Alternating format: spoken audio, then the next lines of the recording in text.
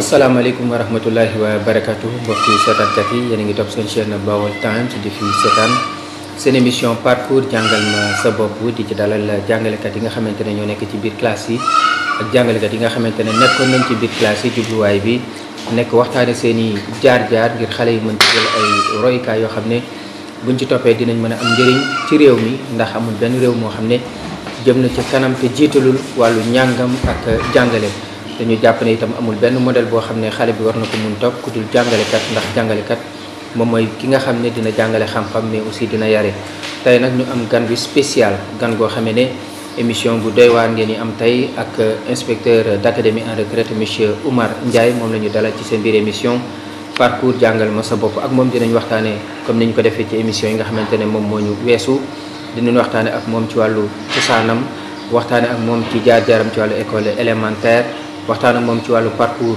bi nga xamante ne moom mooy collège waxtaan ak moom aussi ci parcours bi nga xamante ne moom mooy secondaire waxtaan ak moom ci wàllu formation professionnelle ak ci parcours professionnel bi mu nekkee jàngalekat ak aussi bi mu nekkee inspecteur d'académie dinañ waxtaan aussi ak moom ci expérience professionnelle jeexale ci li nga xamante ne moom mooy conseil ak recommandation ci seen juróom-benn numéro ci émission parcours di dalal inspecteur en retraite monsieur Oumar Ndiaye inspecteur ñu ngi lay nuyu di la bàyyi nga nuyu suñu mbokk seetaankat yi. merci Pape Fary maa ngi leen di delloo nuyoo ak ngërëm jàllale nuyoo ba ci ñi ñuy déglu di rafetlu xel mii ngeen am ci di invité ay nit ngir seeni jaar-jaar seeni xam-xam ñu bàyyeekook askan wi loolu maa ngi koy rafetlu bu baax di leen ñaanal yàlla di leen ci jox ndam ba mu doon njëriñu réew mépp amiin inspecteur jërëjëf jërëjëf inspecteur yooyu itam ñu ngi lay sant bu baax ci nangu bi nga nangu nekk suñu gan ci juróom-benneelu numéro ci émission parcours jàngal ma sa bopp inspecteur li ñu bëggoon a njëkk a xam mooy inspecteur Oumar Ndiaye lan mooy cosaanam. waaw man de sama cosaan fii ci tëng la ñuy wax tëng séeréer boo déggee ñuy wax tëng mooy cosaanu Bawol dëgg nag moom foofu la juddoo sama bàyyi doonoon borom dëkk ba bi ma tolloo ci war a jàng wax dëgg yàlla mu yóbbu sama turandoo ku ñuy wax Omar Boye Fall mu nekkoon kër yi foofu laa yaroo foofu laa jàng école élémentaire ci école kër yi boobu bañ fa ba ma demee ba war a def entrée en sixième ma réussir ñëw ci lañ doon wax ci jamono yooyu CEMG collège d'enseignement moyen te tey jii mu doon béréb boo xam ne lycée la muy lycée Mouhamadou Moustapha Mbacké ba ñu fay nekk boobu collège la woon ma nekk IF Moussa Mbaye ñoo bokk sixième ba dem troisième ba waxtu yooyu at yooyu nag njàngale dafa amoon daraja ba noppi am nit ñi bëgg ko daal nit ñi jublu ko ba tax na ba ñu nekkee ba troisième dañoo walbatiku mënoon nañoo ñaan ñu orienté wuñ ci lycée yi mais boobu prestige yu njàngale moo ñu walbati ba ñu def concours d'entrée à l'école normale régionale de Bambey ñu yóbbu ñu ko ñu yóbbu fa inspecteur ndax mën nañ taxaw ci sa wàllu jàngum élémentaire ndax mën nañu xam yan jàngalekat ñoo la gën a marqué ci jamono boobu la nga xam ne yaa ngi école élémentaire. jàngalekat sama man juróom-benni at yi ma def élémentaire ci école kër yi bii laa ko def. directeur ba ca jamono yooyu muy Samba Sall. mooy baayu directeur CRFPE bi fi nekkoon ñu koy wax Ndiaga Sall. kooku marqué na ma ndax moom mosuma jàngal directement ma nekk classe mais da doon saytu école am ba képp ku mu gis ku mu xam ne bu ko toppee dana jur dara lu baax nga nekk ci classe booy mën di nekk da lay topp di la responsabilité man dama doon fàtte dama ci gën a fàtte dama doon def bu feet ñëwee rek ma dem dëkk ba tëng bee boobu ay oto ay yooyu amul bu ma ñëwee suba damay tardé boobu ñun da koo naqari mu bëggoon koo faj te bëggu mu mel xam nga nan la def bu ñu dematee ba feet di jublu rek mu daal di may woo ne ma yow sa bind dafa rafet man damaa yore CM2 te aw ma jot texte bii laa bëgg bu subaa nga ñëw bindal ma ko bind mu rafet na ba ma ko defee benn yoon saa bu ñëwee mu ne na nga ko def na nga ko defee woon mais loolu taxoon na man ma fàtte dem yi may dem dëkk ba di taxawal ñëw dimbal sama directeur rek moo ma ko gën a neex te ndimbal loolu ma doon dimbal directeur ca ngone noonu laa ko gisee woon waaye tey bi ma doonee mag xam naa ne sama bopp laa doon dimbal parce que lu ma yokk la ci njàng kooku fàtte naa ko muy directeur di ko ñaanal di ñaanal ay mbokkam yépp ngir li mu sonn ci jàng ak jàngale ci doomu aadama ñu mu jur ak ñu mu jur yàlla fay ko ak képp kuy jàngale am na it keneen ñeneen ñu ma fa màkkee ki nga xam ne moo ma jëkk te ne ma baax muy magu Marème Gueye ñu naan ko wax monsieur Gueye muy magu Marème Gueye mii la kooku itam maa ngi koy fàttaliku ba parce que ba ni muy jóge ci àdduna bi mu ngi nekkoon risaatool mais saa bu ñëwaan fii daf may laaj ñuy waxtaan ñuy fàttaliku démb quoi may ma jóg di ko jox wàll maa ngi koy ñaanal yàlla xare ko àjjana keneen ku ma yor mooy Pape Moussa Sarr Pape Moussa Sarr boobu dëkk booru dispensaire kooku yor na ma ñaari classe moom ak ku ñuy wax Pape Mor Loum mu nga xam ne ñu gën a yeewu ci classe bi la Pape Mor Loum tailleur la mujje nga xam nga rek yàlla moom ni muy bindee tailleur la mujje waaw ak keneen ku ñuy wax Ndeye Kanj kooku itam ku yàlla mayoon xel la mu doon jigéen ñooñu daal maa ngi leen di fàttaliku bu loolu wee nag ma fàttaliku ki nga xam ne kii bu ma nee 4e un certain monsieur Diouf gisatuma ko mais dégg naa boori daara la doon jóge kooku it maa ngi koy fàttaliku daal li ma ko fàttalikoo daal moom dafa kii woon lool dafa xaw na du may dara gone njàng mi moom dal si doon xiir ci doole jeeg karawaat bi pour yow doo ko caaxaan waaw moom noonu la doon def fàttaliku ci nag ki nga xam ne kii moom daawul dóor wax dëgg yàlla te njàng mi doon na tegu yow muy Dramane Fofana Dramane Fofana waaw kooku moom yor CM2 mooy papaay Moussa Fofana mooy papaay Moussa Fofana moomu kooku tubaar fakal la moom it yàgg nañ fii di tasante nga di ko jox cër bi di ko fàttali wax dëgg yàlla te loolu yëpp yaa ngi ko defee école Kër Yéen école Kër Yéen rek d'accord waaw ci juróom-benn at yu njëkk naka nga jàngatee jàngalekat yooyu à l'époque ak jàngalekat tey waaw xam naa ne daal booba jàngalekat yooyu fonkoon nañ lool seen liggéey conscience professionnelle fonkoon nañ ko lool amoon nañ ko lool est-ce que daan nañ tardé ci sama fàttaliku sax xam naa buñ daan tardé daal bari waaw ñaareel bi doon nañ fexe ba seeni élèves weg leen weg bu toll ni bu ñu nekkee classe bi danañ teewlu ci li ñu leen di wax bu ñu ñibbee it bu ñu leen santee liggéey danañ ko def fekk nag parents yi doon nañ leen ci dimbale loolu maa ngi koy fàttaliku ci ñoom maa ngi fàttaliku ci ñoom it ne seen digganteeg élèves yi maanaam distance bi ci war a dox de respect pour ñu respecter la gëm la teg la ko loolu ñoom dañ doon sàmmoon teg loolu waaw te yooyu may wax yëpp yu ci bari tey mel na ni bu fi jógewul te xaw naa wàññeeku bu baax a baax wax dëgg yàlla loolu daal moom seet naa ko te njàngaleen bi aussi maanaam wàllu programme bi itam ca jamono boobu waaw programme bi nag ci jamono jooju xam nga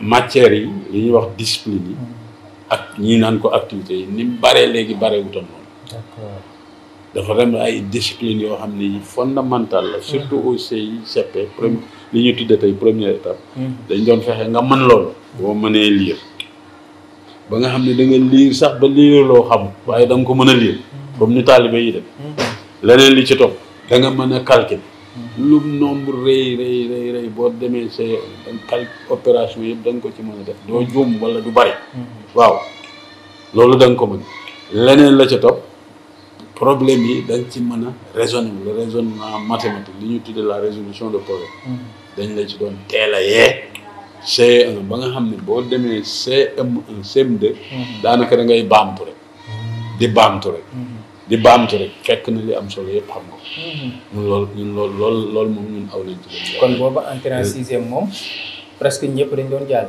léegi nag booba entrée en sixième. ñëpp duñ jàll xam nga lu tax. doonul ni ñëpp dañoo amul xam-xam bi de mais boobu maanaam classe yi dañ ko limité woon.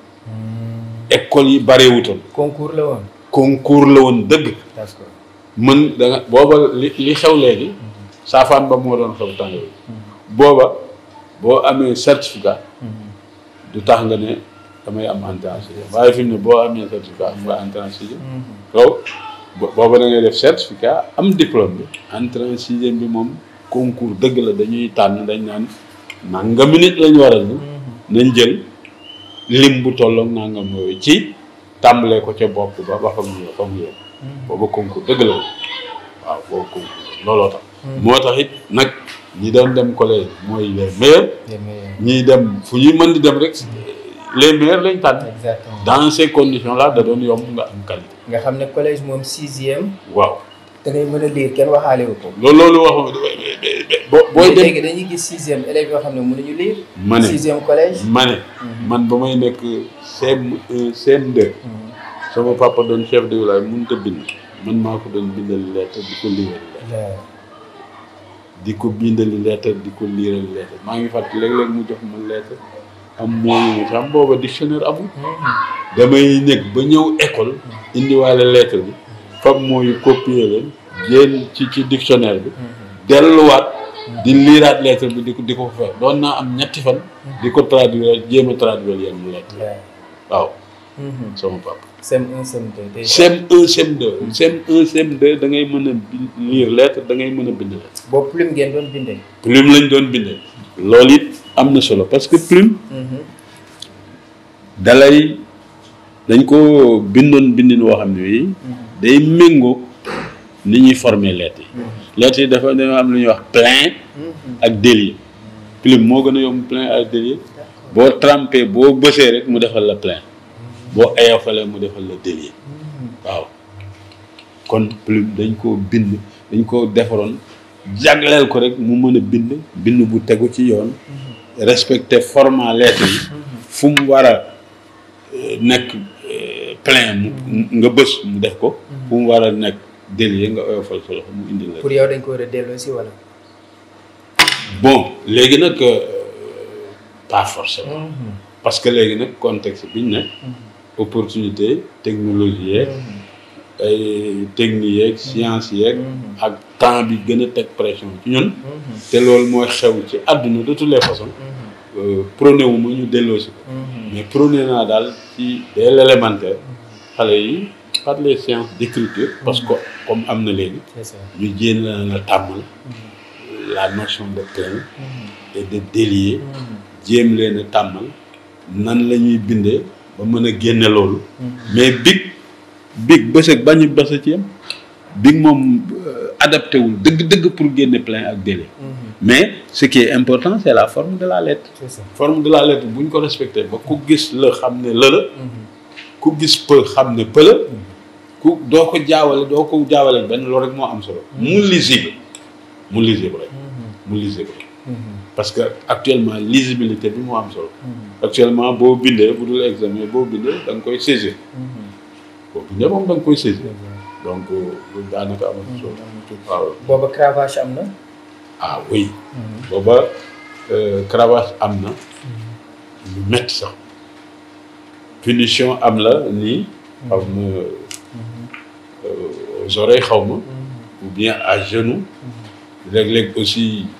ñu ne la doo añ nga wàcc toog yooyu yëpp amoon na retenu pendant la récréation doo am récréation yooyu yëpp amoon na mais am na ñoo am ne aussi bu retenu ñëwee dañ la koy jox sous forme de travail waaw telle leçon na nga ko ak telle leçon muy 3 na nga jàng bu ne nag ma ci génneel ñetti question yoo xam ne bu may def composition dañu la doon nax rek bu may def composition wala bu may interroger question yooyu laaj def loolu buñ la doon laaj tey porte bi mu amoon ndax mat nañu delloo si ko wala. oui Et puis c'est facile de le faire. Parce que maintenant il y a suffisamment de manuels. Donc on peut bien demander à l'élève de lire un texte à la maison.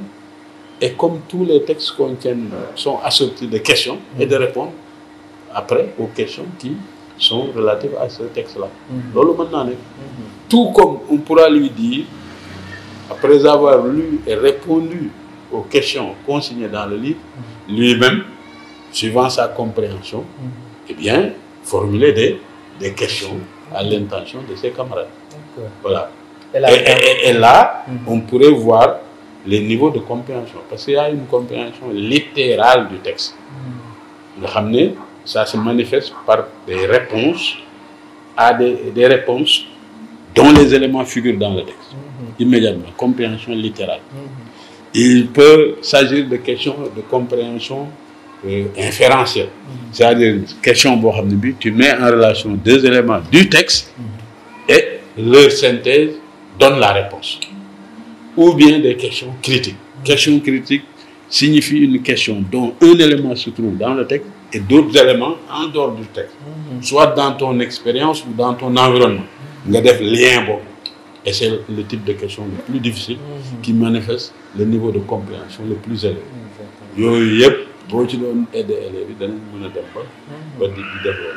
Or, le révélateur le plus achevé de la compréhension, ce sont ces questions critiques.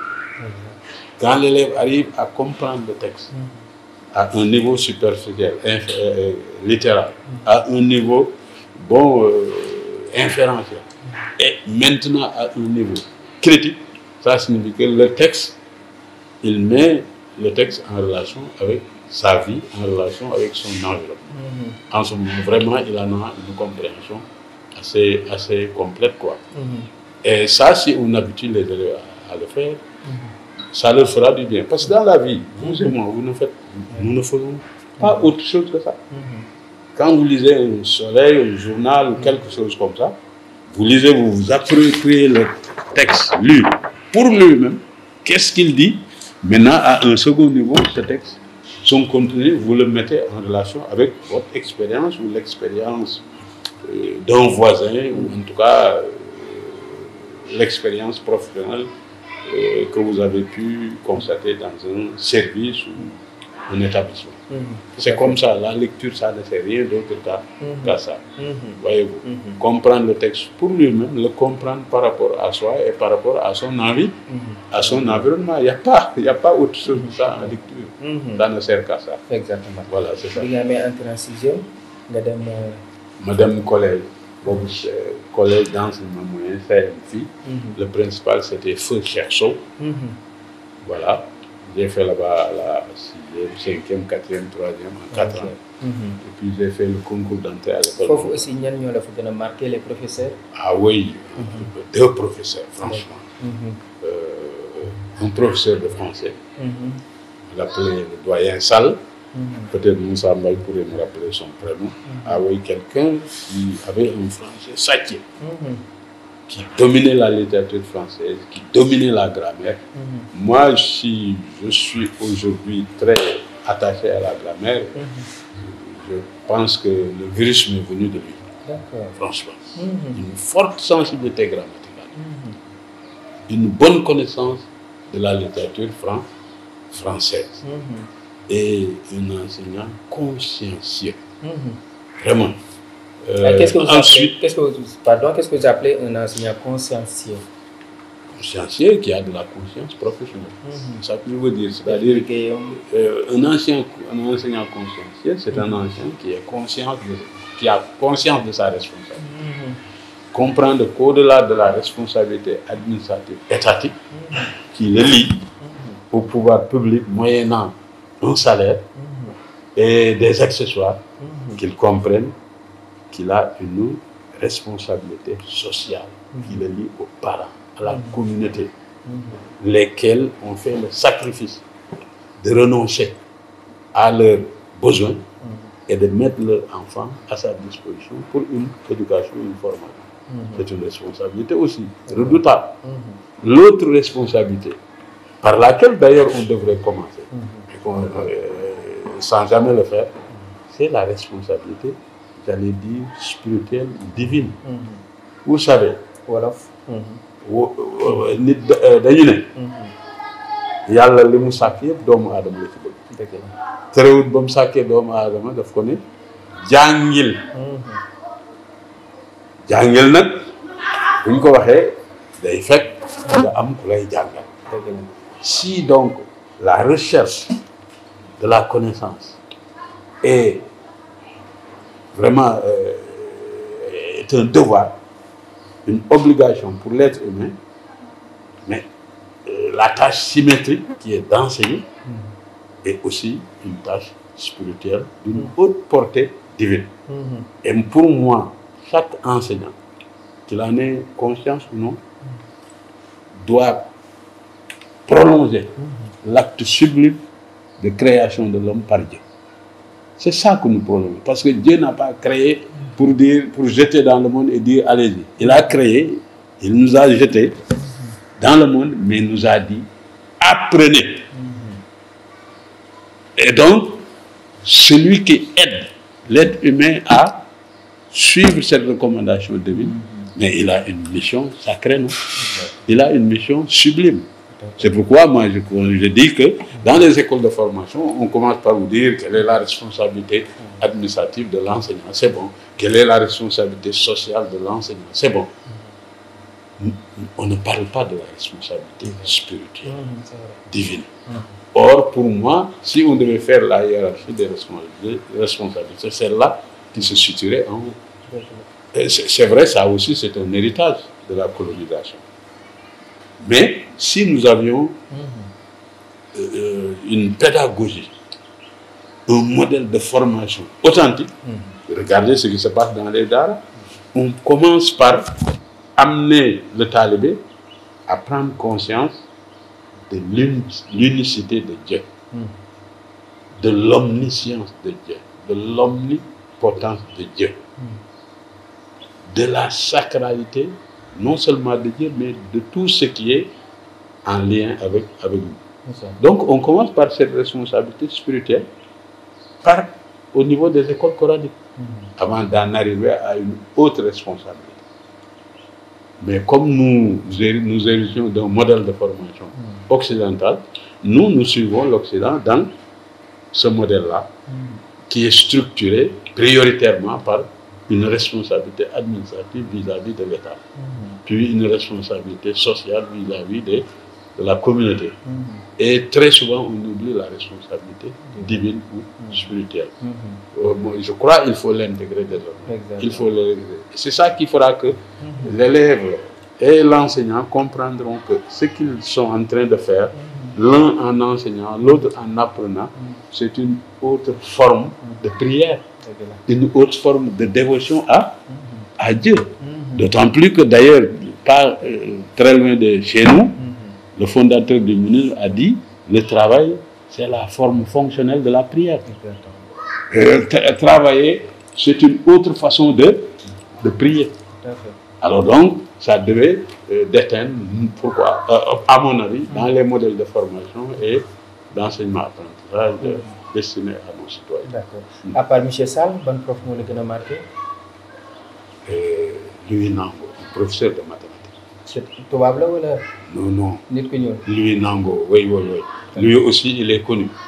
Il était Dakar, très jeune professeur, mais qui maîtrisait ses mathématiques et qui enseignait à cœur joie, très enthousiaste, qui n'hésitait pas à interrompre sa sieste, son travail à la maison, ses préparations, sa course, pour expliquer à l'élève en pleine vue, souvent en griffonnant sur le sable. Ça, c'est lui, non. Il était généreux. Très généreux. Et cette générosité, tout enseignant doit l'avoir, à mon avis. À mon avis, lorsqu'on a des connaissances et qu'on sait que l'autre en a besoin, et on doit lui gratifier cet autre-là de ces connaissances-là. Moi, je me demande pourquoi quand les gens ont de la nourriture, à côté, il y en a une famille qui n'en a pas, on lui sert un bol, alors que pour les connaissances, on n'est pas enclin à le faire. Ça, voilà. Donc lui nangu. Franchement. Voilà. Donc am nga mathématique am français ndax mën nañu wax yaa Oumar Ndiaye déjà xamul na profilam wala collège ba léegi yaa ngi si diggante scientifique ak littéraire. Jusqu'au sortir du collège, je m'intéressais et me débrouillais dans les matières littéraires. Je m'intéressais et me débrouillais dans toutes les matières scientifiques, sauf les sciences physiques. Je ne pourrais pas dire pourquoi. D'accord, il n'y a pas de souci. Je ne pourrais pas dire pourquoi. Donc, parce que je ne veux pas... Bon, entre nous, je ne dirai pas pourquoi. D'accord, il n'y a pas de souci. Voilà. Peut-être une box, je vais vous dire. Voilà, je sais peut-être une raison à le voir. Oui. Vous avez BFM. Moi, BFM, je suis allé... À l'époque, BFM, ou bien brevet de fin d'études moyennes. Voilà, brevet de fin. DFM. DFM, diplôme, voilà, etc. De fin d'études. Et en même temps aussi, on était orienté, mais on faisait le choix. D'accord. On faisait le choix d'aller faire la formation professionnelle pour nous garantir un emploi. Voilà. Bon, pour nous garantir un emploi, parce que l'emploi n'était pas aussi difficile à l'époque qu'il est maintenant, mais surtout pour suivre la pente de notre amour intellectuel. Nous avions commencé à un peu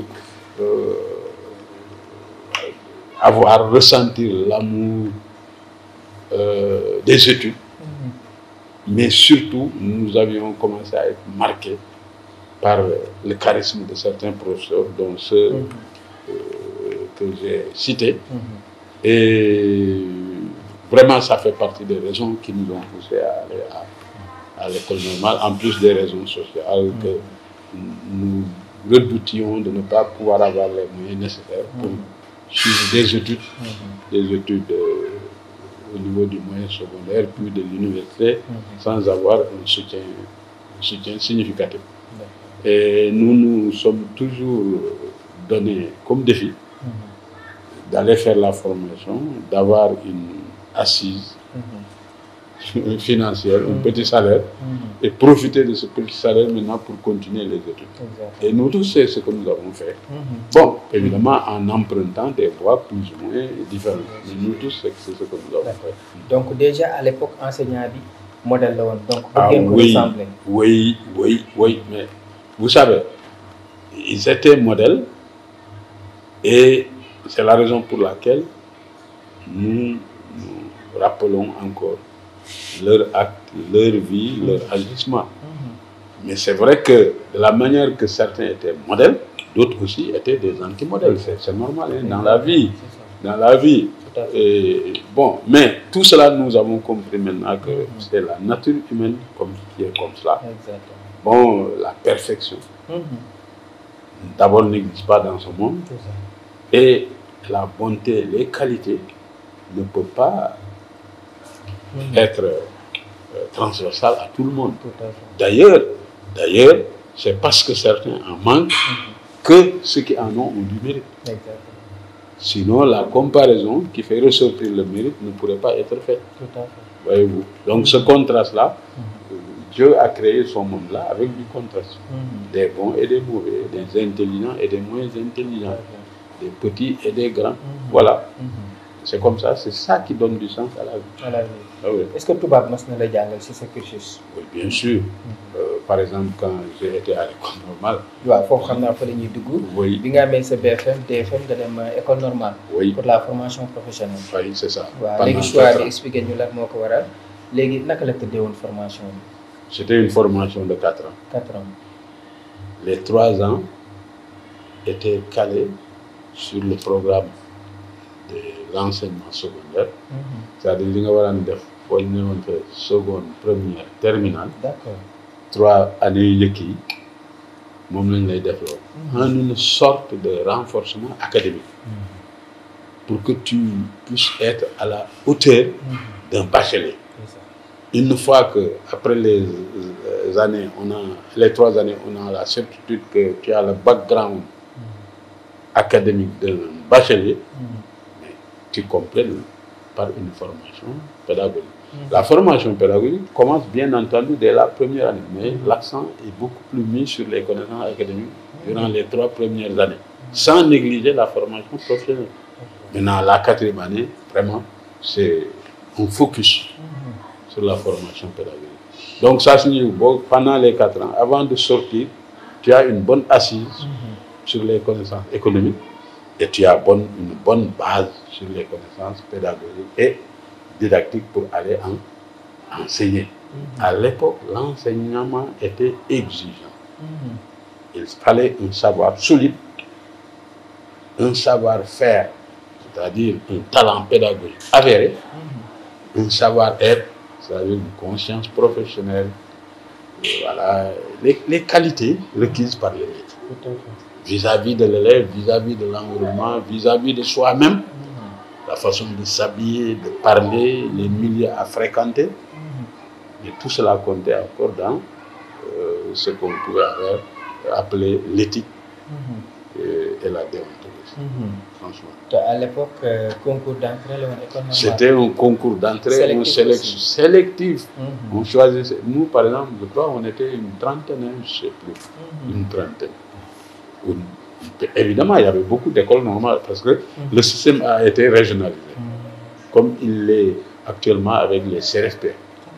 Donc, il y avait l'école normale régionale de Bambey, l'école normale régionale de Saint-Louis, l'école normale régionale de Bourg-Rufisque ou anciennement Ponty, Thiès, l'école normale régionale de Fan. Il y en avait 5.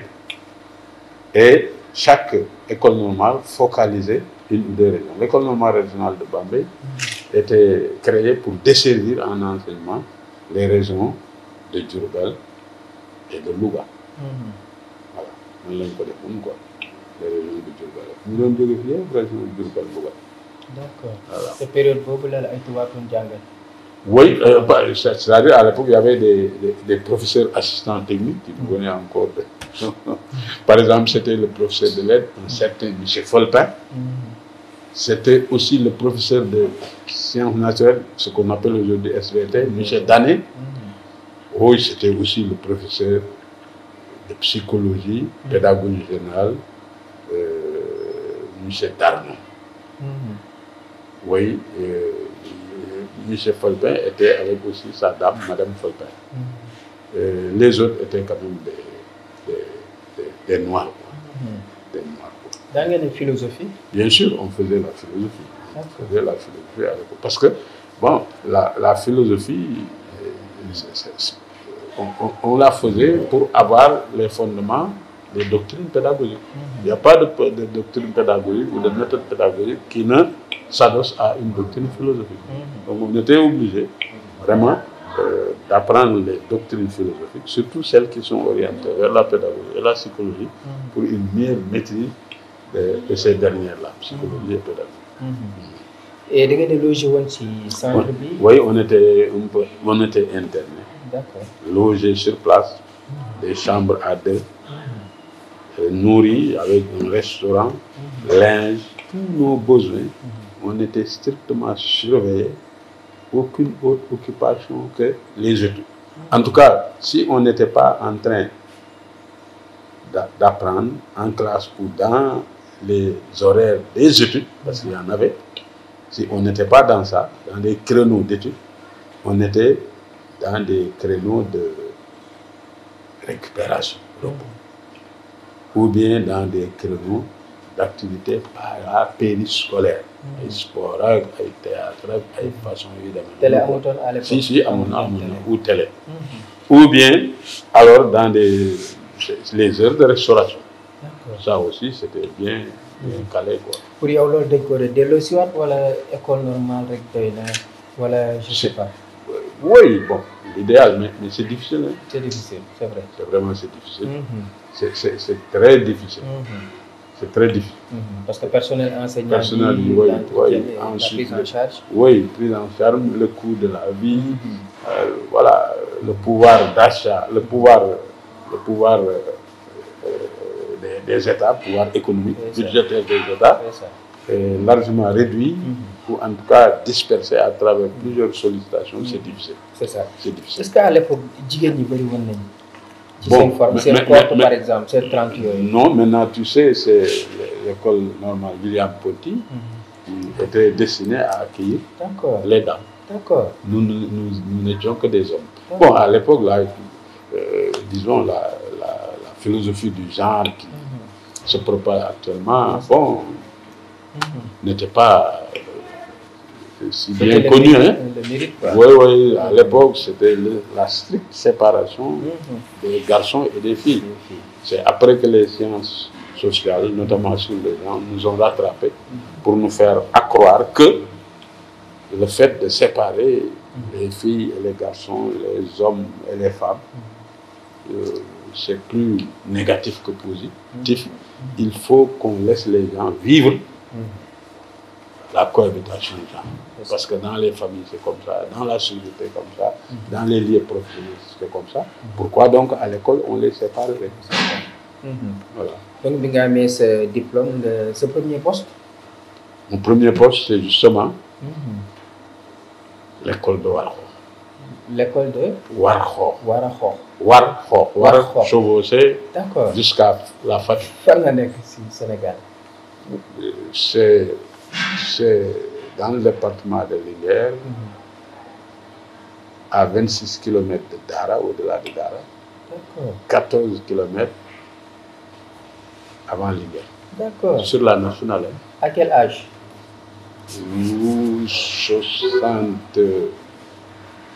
57, 79. Très jeune. Combien?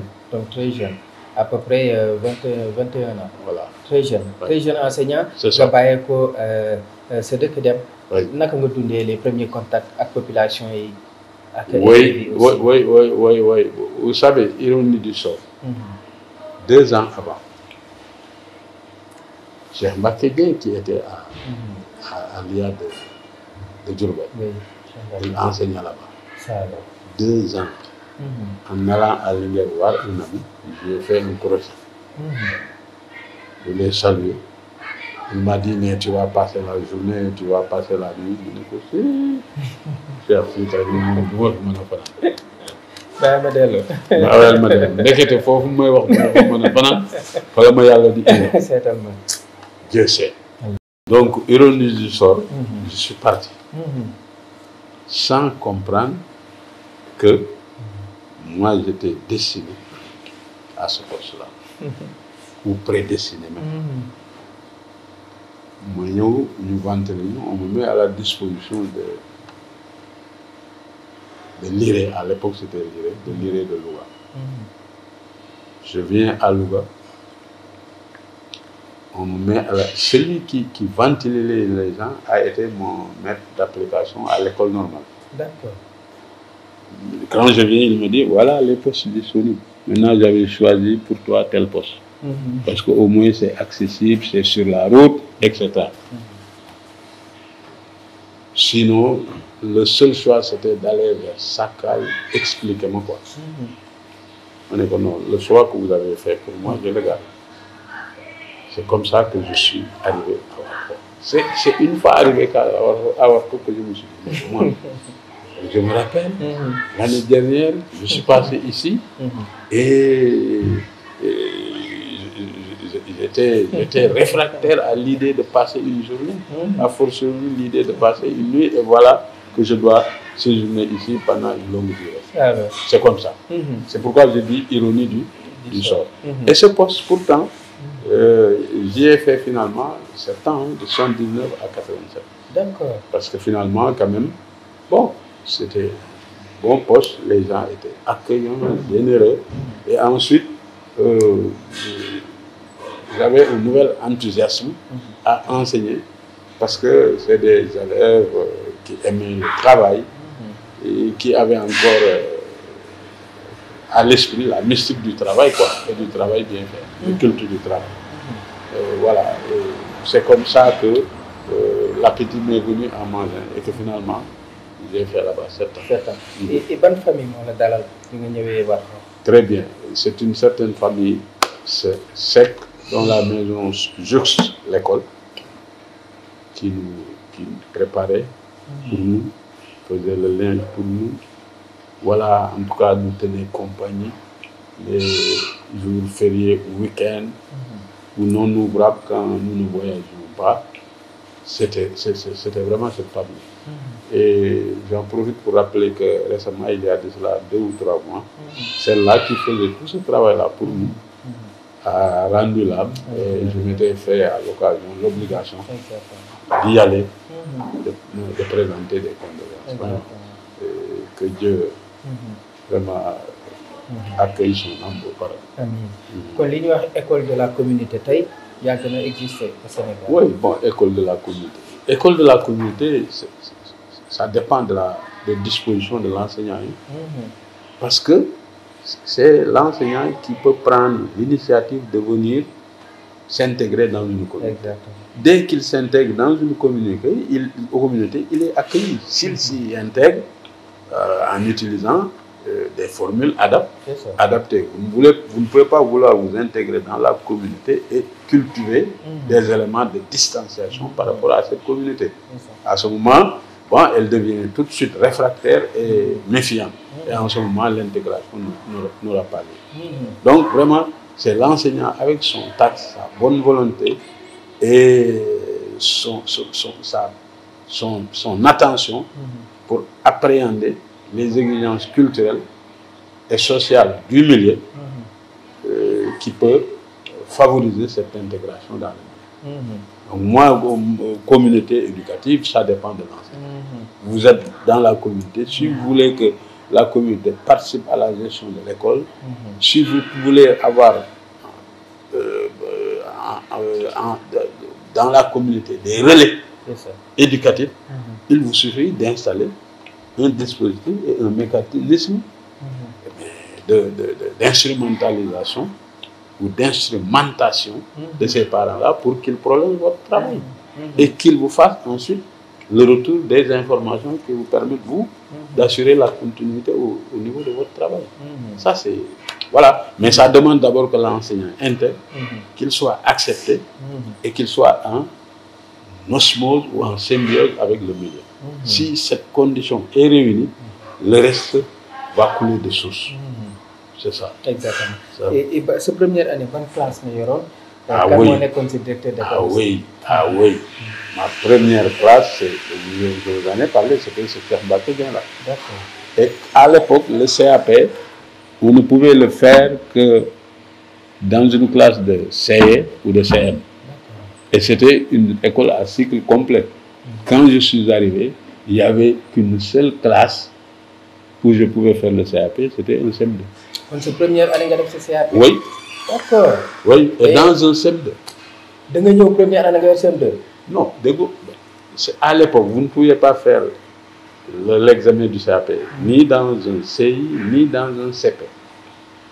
À l'école, c'était un cycle complet, il y avait un CI, un CP et un CM2. Donc, je n'avais pas le choix.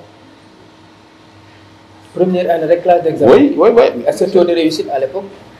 Oui, avant ma venue, les résultats étaient catastrophiques.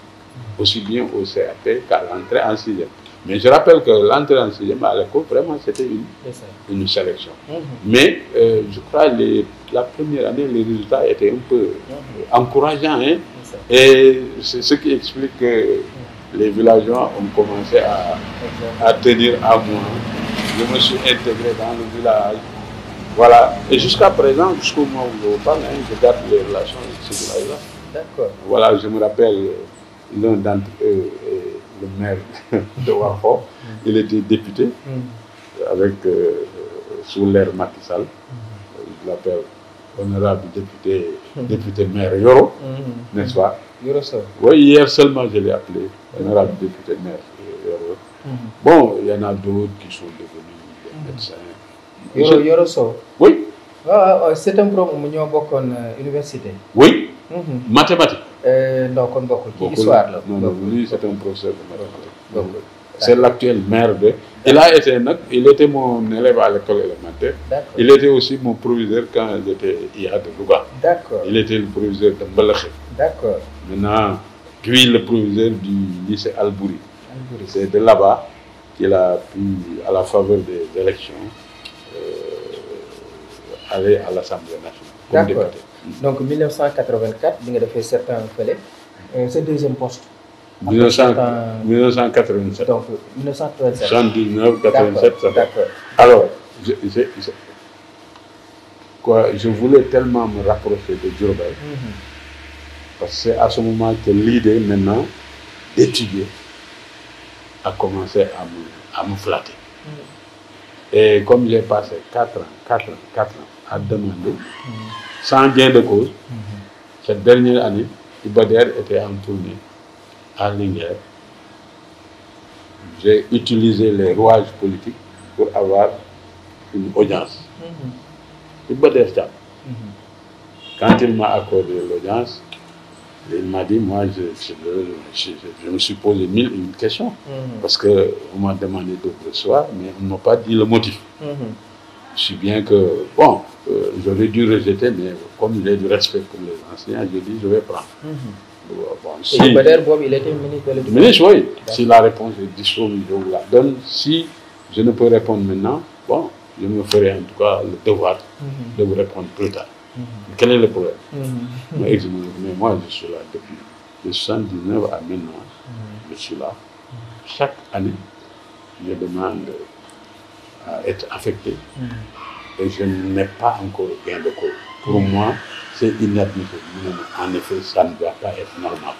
Est-ce que vous demandez régulièrement? Est-ce que les demandes sont bien formulées en bonne et due forme? Je crois. Bon, de toutes les façons, c'est très simple. Donnez-moi vos coordonnées, prenez. Vous serez affecté. Vous serez affecté. Ah oui, c'est le ministre. Oui. Maintenant, bon, on verra. Parce que quand je vous dis vous serez affecté, je sais que vous voulez entrer dans la région de Diourbel. En tout cas, vous entrerez dans la région de Diourbel. Maintenant, ce sera en fonction des besoins. Et j'ai été affecté à l'école élémentaire de Ngabou. Ngabou. Ici. Oui. Ngabou. Avant Ngabou Touba. Oui. Quand je suis venu à Ngabou, comme l'école était accessible, vous pouvez aller à Mbacké, venir à Diourbel, aller à Dakar même, à Thiès. J'ai eu beaucoup plus de facilité pour apprendre. C'est ça. Et j'ai préparé le concours NI, Normalien Institut. Cette même année, quand j'ai demandé le Normalien, on m'a dit qu'il me faut un bac. À l'époque, on faisait première année, deuxième année. Tout à fait. Première partie, deuxième partie. Première partie, deuxième partie. C'est ça. Moi, j'ai dit ça, c'est bon. Moi, je vous coupe quitter cette année, pour réussir cette année. Bon, un inspecteur qui est maintenant décédé, que j'ai connu à Linguère. Quand on s'est vu, je lui en ai parlé, il me dit, pourtant, à la faculté, il y a un examen qu'on appelle examen spécial d'entrée à la fac, c'est l'équivalent du bac. Et tu fais ça une seule fois, si tu réussis, c'est comme tout ce que à quoi tu peux prétendre avec le bac, tu pourras le faire avec cet examen. Mais avant, d'ailleurs, on t'oriente directement. Je vais faire ça. Ça me permettra d'abréger les 2 ans en un seul. Mais si c'est ça, je vais à Dakar, je vais vous ramener.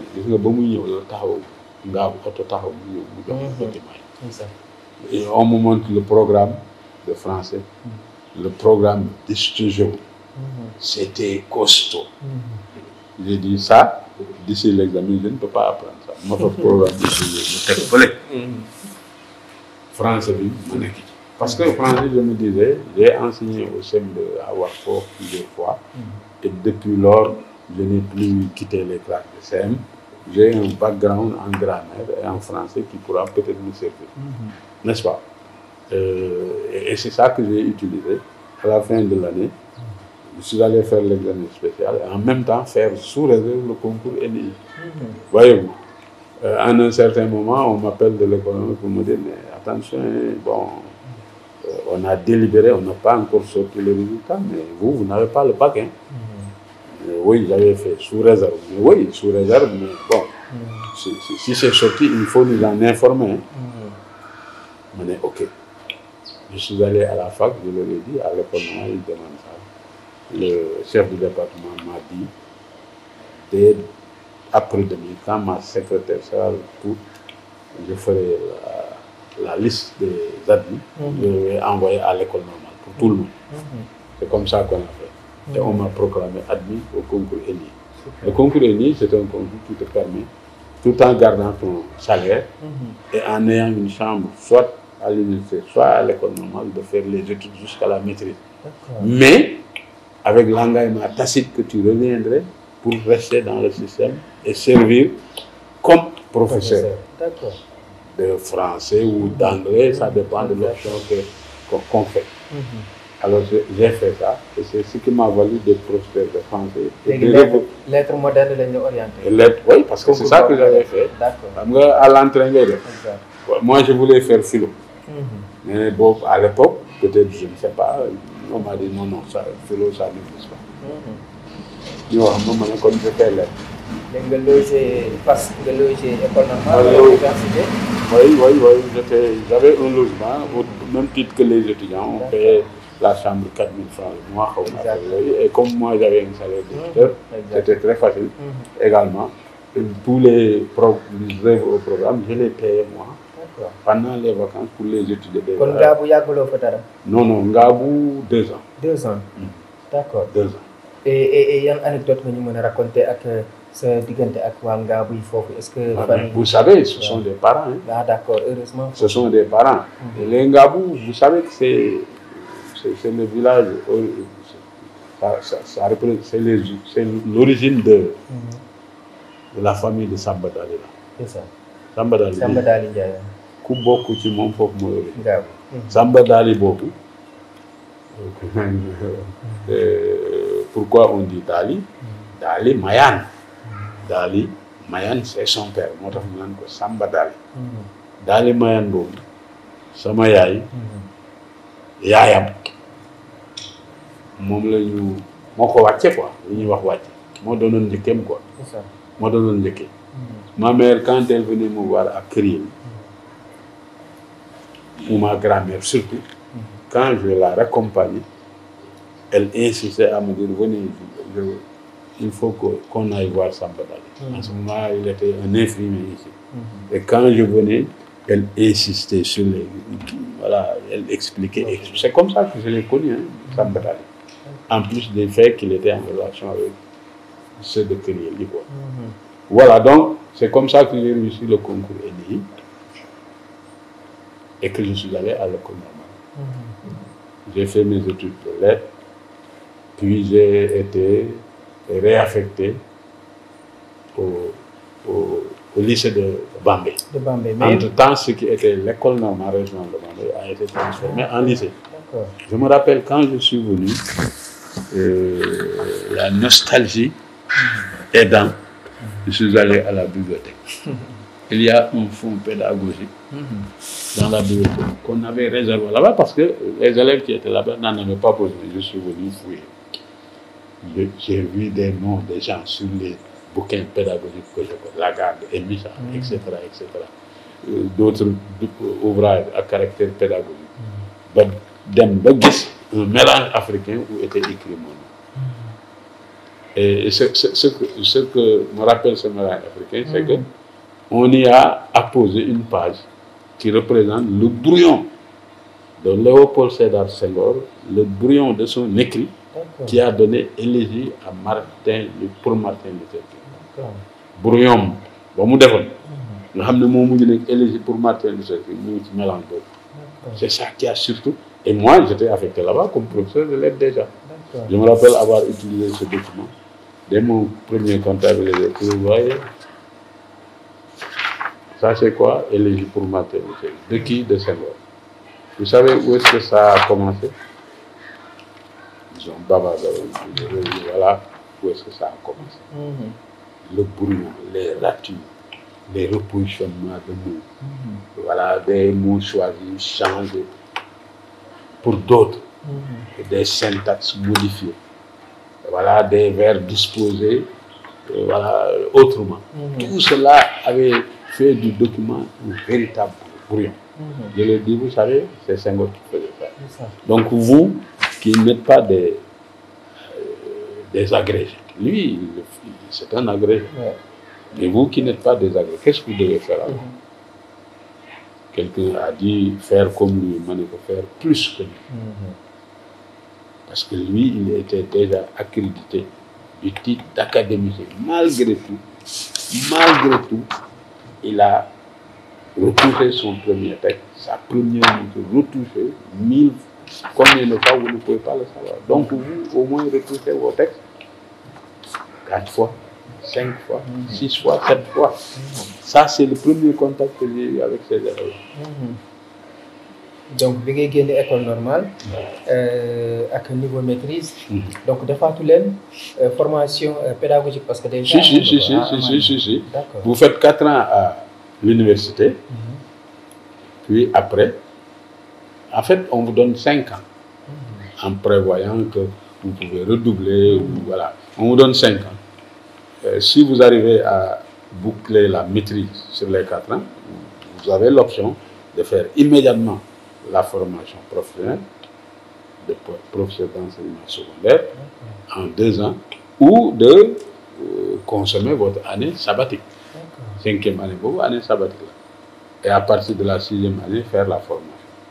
Moi, je ne voulais même pas consommer l'année sabbatique, mais j'étais malade.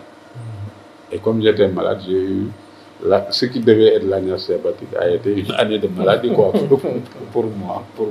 Mais je n'ai pas en définitive perdu du temps. Exactement. Et quand je suis sorti, on m'a affecté au lycée de Bambey. Bambey, il y a une année de fait? Bambey, juste 2 ans. Pourquoi?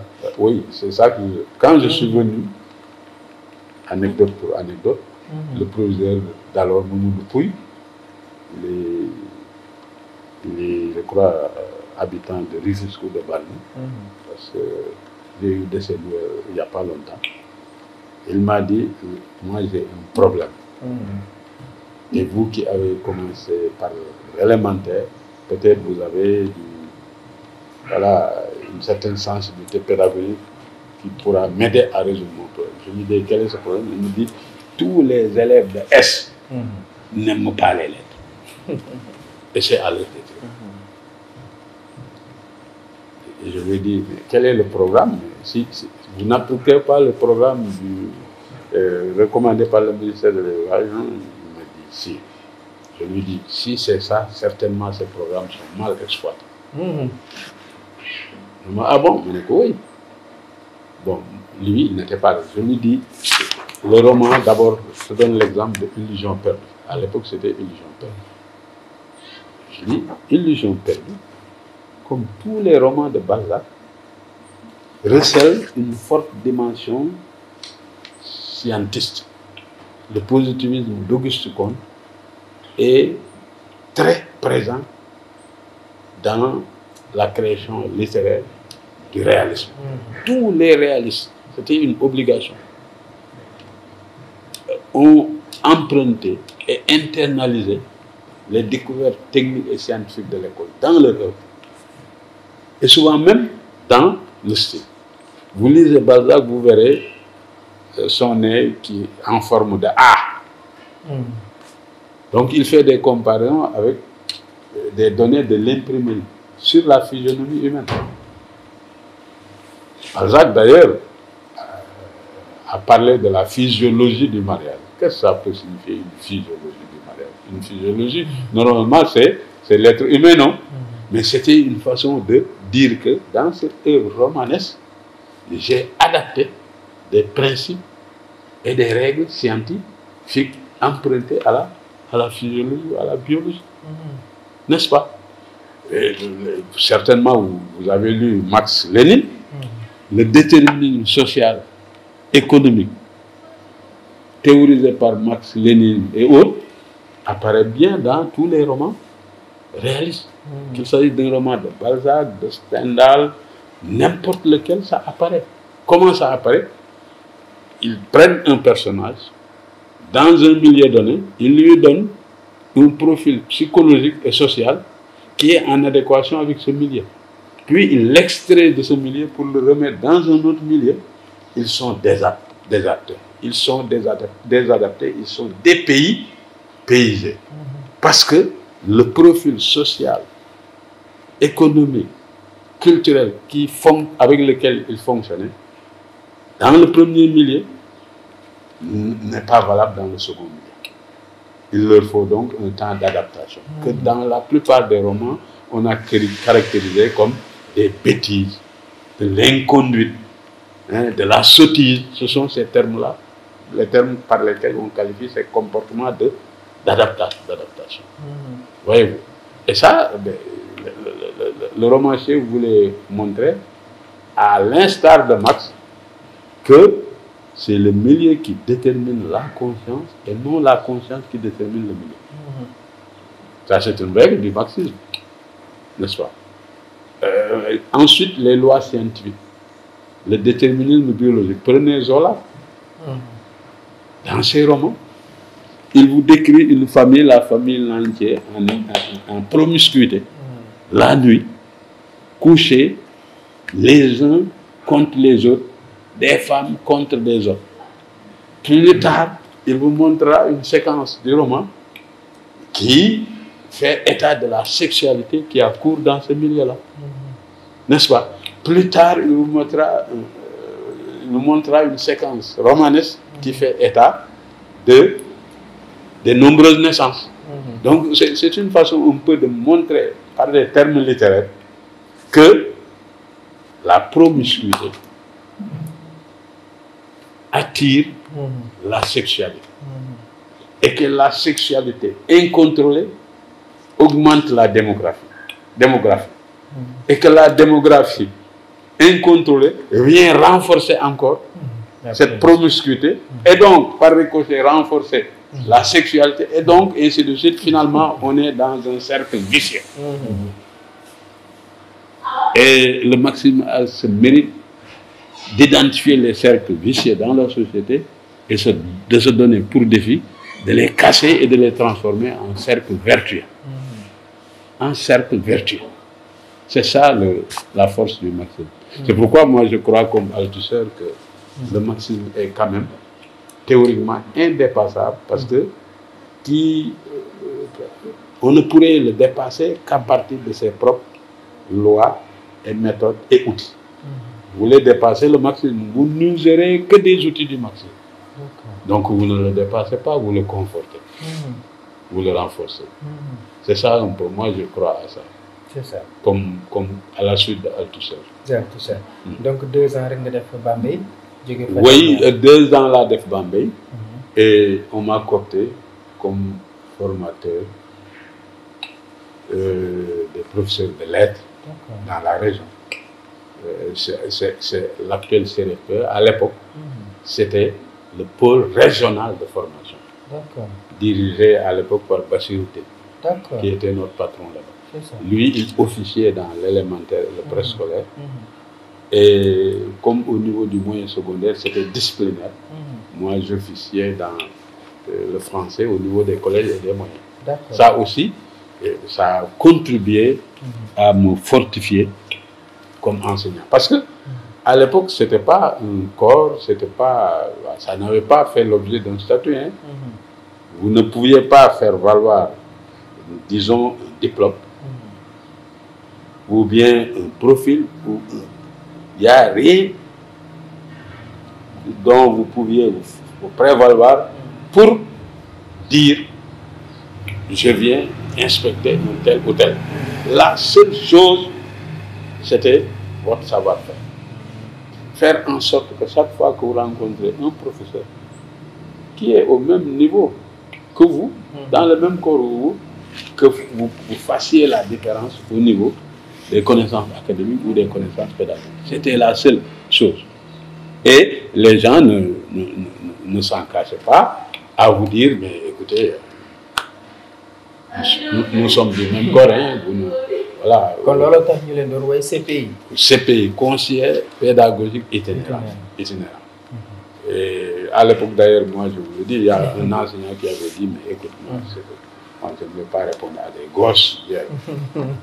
Je suis allé le récupérer. Qu'est-ce que je lui ai dit? Je suis allé le voir, je lui ai dit, c'est vrai, moi je sais que vous êtes très âgé, vous êtes nanti d'une grande expérience, et c'est pour cela que je viens vous voir. je ne souhaite pas votre venue là-bas pour que vous appreniez. Mais je souhaite que vous veniez là-bas pour m'en apprendre à moi d'abord et pour en apprendre aux jeunes enseignants. Quelle pédagogie.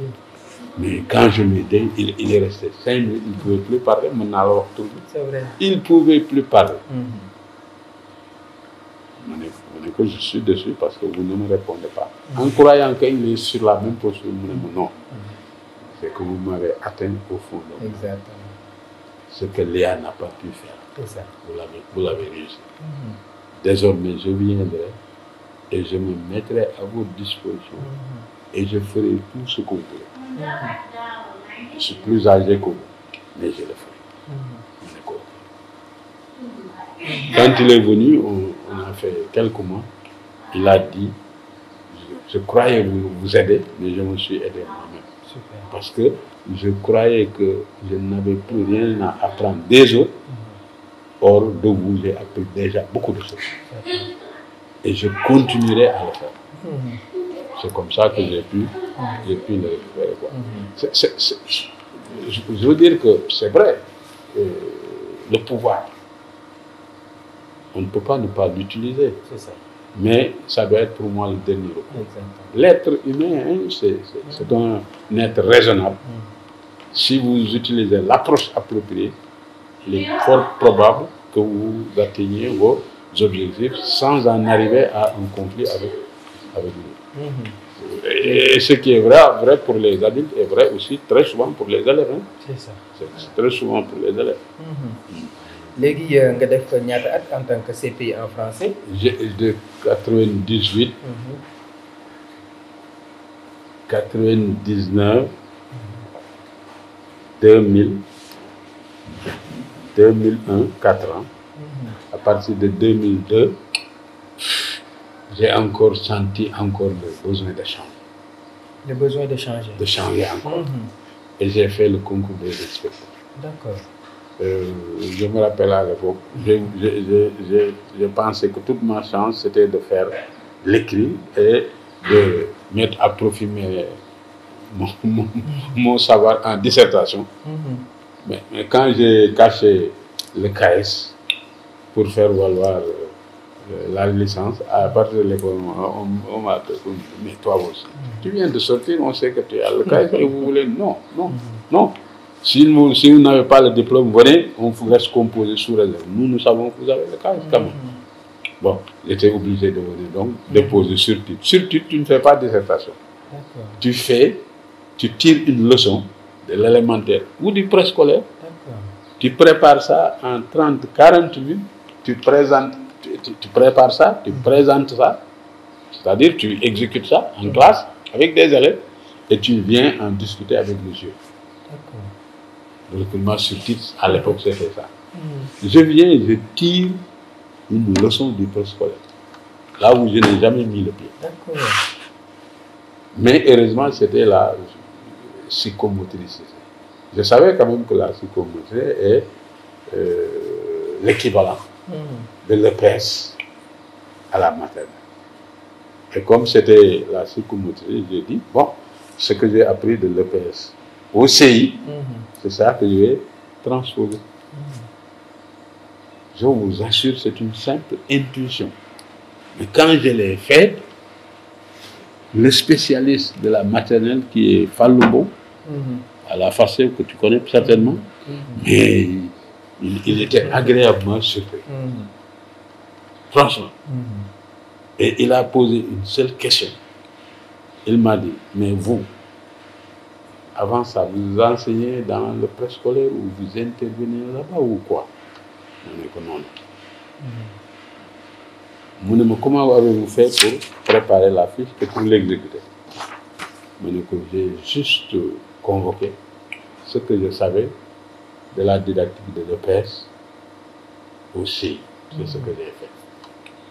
En mettant une dose, tout simplement, une sorte de dosage.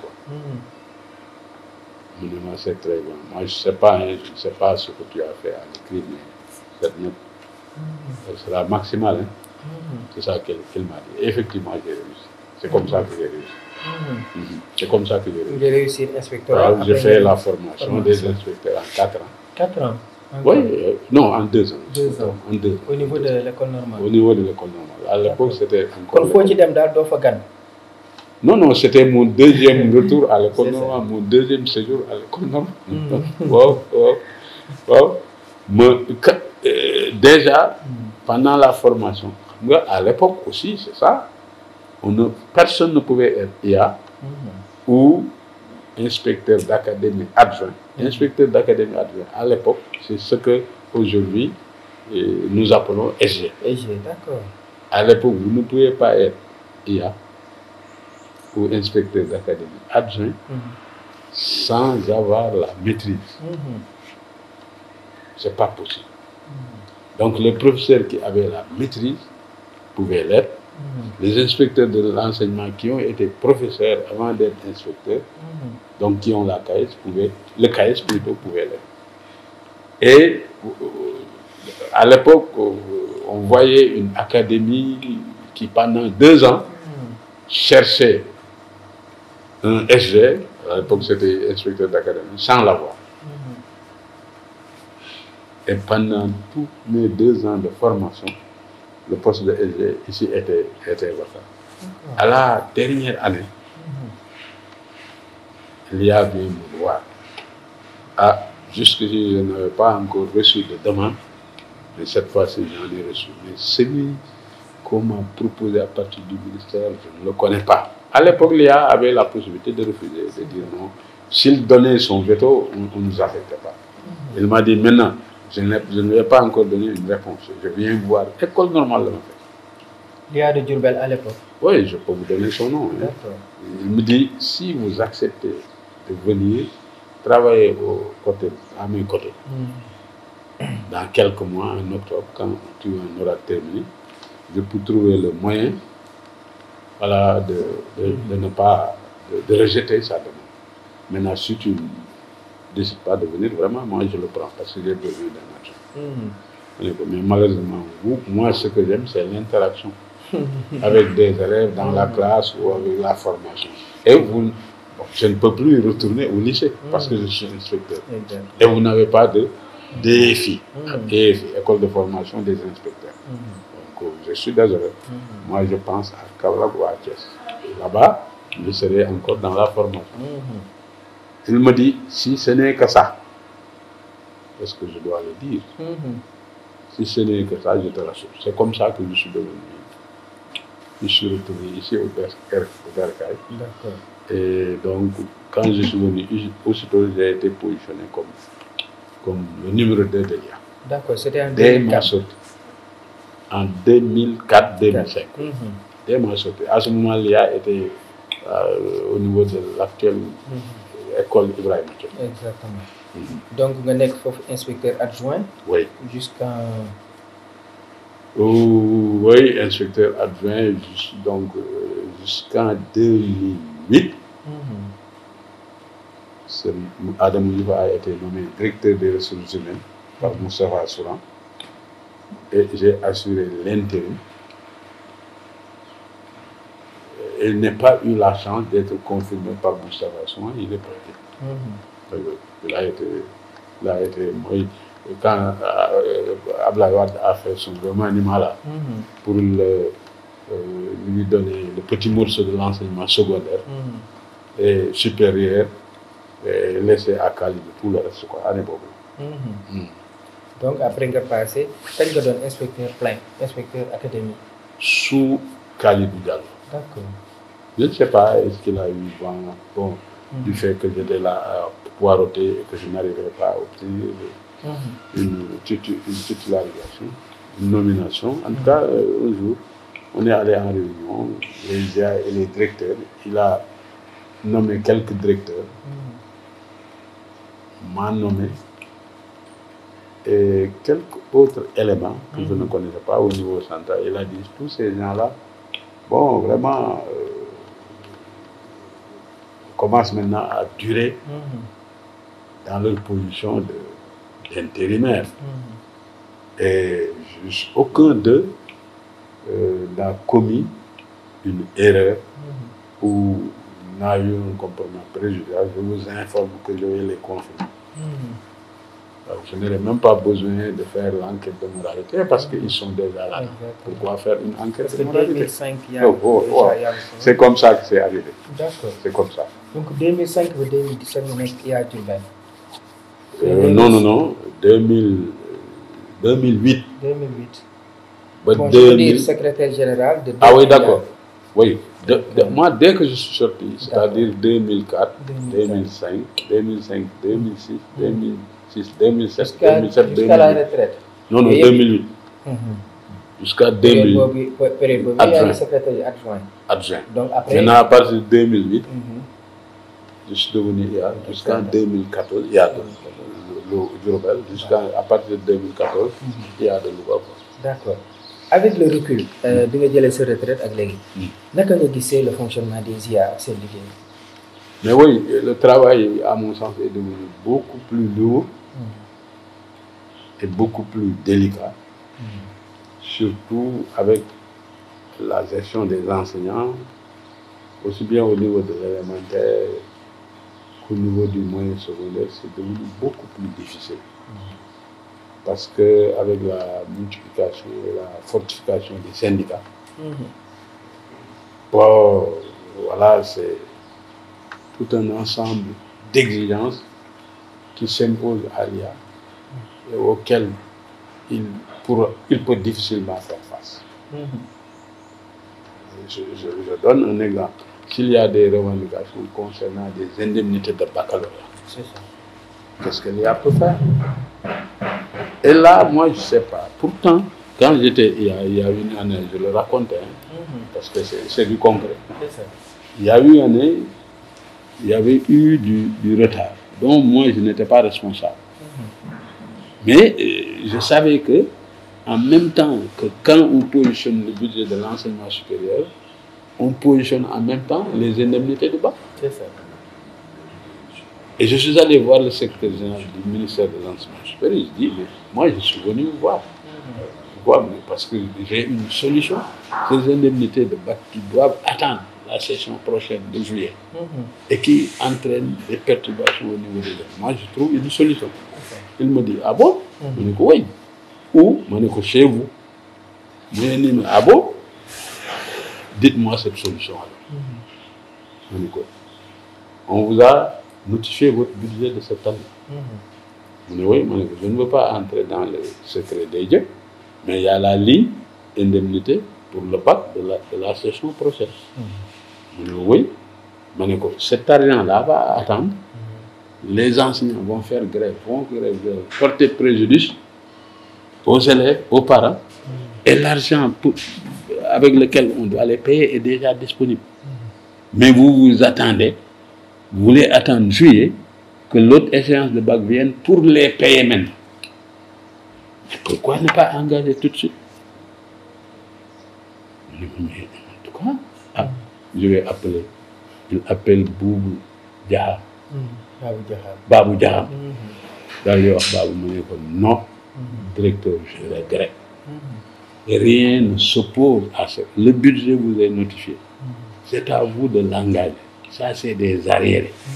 Si vous nous envoyez des crédits ou si vous engagez à votre niveau, mais le ministre pourra négocier au niveau des finances pour qu'on lui accepte ça. Avec l'IA de Louga, c'est ce qu'ils ont fait cette année-là. Et en février, ils m'ont envoyé tout l'argent. J'ai engagé et j'ai payé.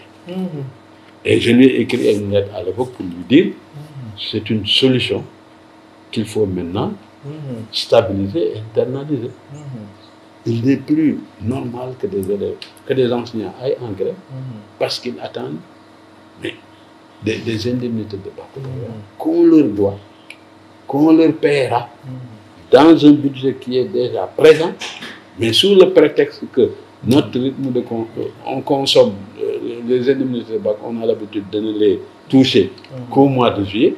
Ça, s'il n'y a pas d'arriérés, mais s'il y a des arriérés, ce schéma-là ne doit plus fonctionner. Bon, mais En tout cas, l'année suivante, je n'ai pas connu de retard à mon niveau. Mais jusqu'à présent, depuis lors, je ne les ai pas vus appliquer ça. Et pourtant, moi, ça doit être possible. Exactement. Le budget est positionné, il n'attend que juillet. Pourquoi dire j'attends juillet alors que vous avez des arriérés? Bon, ça, voilà, en passant. Exactement. yaa ngi jeexal ak recommandation ak conseil yi nga xam ne mën nga ko jox jàngalekat yi. Oui. yi nekk ci classe yi. En tout cas, quelqu'un qui est enseignant, qu'il soit un enseignant de vocation ou un enseignant de transition. Lan mooy différence bi? Mais un enseignant de vocation, c'est celui qui dit je vais entrer dans l'enseignement comme on entre dans un tombeau. On n'en sort plus une fois qu'on y entre. C'est l'enseignant de vocation. L'enseignant de transition dit je vais y faire quelques mois, quelques années, histoire de rassembler un pactole pour aller faire autre chose, aller à l'étranger. C'est ce que j'appelle enseignant de transition. Mais même à supposer qu'on soit un enseignant de transition, ce temps de transition est un temps de responsabilité. Non seulement administratif vis-à-vis de l'État, social vis-à-vis des parents et de la communauté, mais spirituel ou divine encore une fois. Et ne serait-ce que pour cette sublime responsabilité vis-à-vis de Dieu, ce temps de transition, nous devons le remplir pleinement, avec force savoir, force savoir-faire et force savoir-être pour le bénéfice du système éducatif. Si on le fait, on aura le sentiment de s'être acquitté de cette mission que Dieu nous a associée avant que le pouvoir temporel nous l'assigne. Et ça, c'est important pour nous. Donc, je le recommande ça. Maintenant, prendre au sérieux son travail suppose se cultiver. Se donner une culture. Parce que on ne peut pas enseigner sans background culturel. La culture générale, ce savoir-là, il faut aller le conquérir. Et aujourd'hui, d'ailleurs, heureusement, ces savoirs sont plus accessibles parce qu'il y a les opportunités de technologie, il y a le brassage entre les enseignants, il y a des structures de formation continue comme les cellules pédagogiques, les évaluations standardisées, ce sont des moments de formation aussi. Tout cela constitue des opportunités dont l'enseignant peut profiter pour augmenter son capital savoir, pour augmenter son capital savoir-faire pédagogique ou talent pédagogique, et pour augmenter aussi son capital savoir-être. À mon sens, la condition première, c'est de prendre conscience de ses responsabilités. Et une fois qu'on en prend conscience, il sera facile de décider d'aller à la conquête du savoir. Parce que les opportunités sont là. Il sera facile de décider d'aller à la conquête du talent pédagogique. Il sera facile d'aller à la conquête du savoir-être, parce que le savoir-être est consigné sous forme de législation et de morale professionnelle, de déontologie, mais le savoir-être aussi est en train de fonctionner auprès de certains pairs ou auprès de certains aînés dans le cadre de l'enseignement. À force de les côtoyer, de discuter avec eux, de lire vraiment et de revenir au sentiment initial d'une responsabilité suprême pour laquelle on aura des comptes à rendre à l'État, à rendre à la communauté, mais surtout à rendre à Dieu. Si on se pénètre de cette responsabilité, je crois que le reste, on pourra avoir quelle posture il faut, on pourra savoir quelle posture il faut avoir pour s'en sortir. Tout à fait. C'est ça. Vraiment, et considérer que les élèves sont des vulnérables. Ils sont vulnérables intellectuellement, moralement, psychologiquement. Il faut les considérer comme tels et se positionner beaucoup plus en protecteur, en promoteur auprès d'eux, plutôt qu'en en adversaire ou bien en quelqu'un qui leur impose une dictature. C'est pas rentable, ce n'est pas productif. Lorsque on dispose l'esprit de l'élève à suivre ce qu'on lui propose comme apprentissage, lorsqu'on crée les conditions matérielles et pédagogiques, cet esprit qui est maniable suivra et va pouvoir se saisir des connaissances qu'on lui propose. Mais dès qu'on met une distance de méfiance, tout de suite, on l'éloigne et il ne suit plus. Et s'il ne suit plus, il n'apprend pas. Parce que celui qui apprend, c'est celui qui est attentif et actif. Attentif et actif. C'est ça. Tout à fait. Iya kon ñu bàyyi la nga tàggoo suñu mbokk seetaankat yi. Jërëjëf. waxtaan nañ waxtaan bu gudd. li ñu waroon wax yëpp mënuñu ko wax. mais defe nañ ne am na lu ñu wax. leneen li ci des kat ne joxoñ nañ ci. joxoñ nañ ci. joxoñ boobu nag defe naa ne bu fekkee ne bii nit ñi topp nañ ko. gëstu ko danañ dem sax ba jëlee ci lu ëpp loo xam ne nii bu ma ci doon wax. du ni toll. dana ko ëpp lool. kon maa ngi leen di fàttali li ma wax. nga xam ne mooy dama koo jàngee ci nit ñi. jàngee ñu ko ci livre yi pour ñu téye ko. waaye fi ñu leen joxoñ rek nga xam ne temps bi permettre ñu egg fa ba teg fa baaw. ñoom buñ ko mënee ñu eggal fa seen bopp. tegal fa sopp seen baaroom te xam ne position bi ma ne tey di conseiller enseignant. des na tuuti ñoom ñii di ma déglu. dañuy ñëw ci position boobu. war ñoom aussi am na ñuy conseiller. loolu daal lay wax ci olof. di gërëm ñi ñu doon déglu ñëpp. di ñaan yàlla liñ fi wax mu doon njariñ ñëpp. di leen gërëm yéen ñii aussi. ci li ngeen ma invité.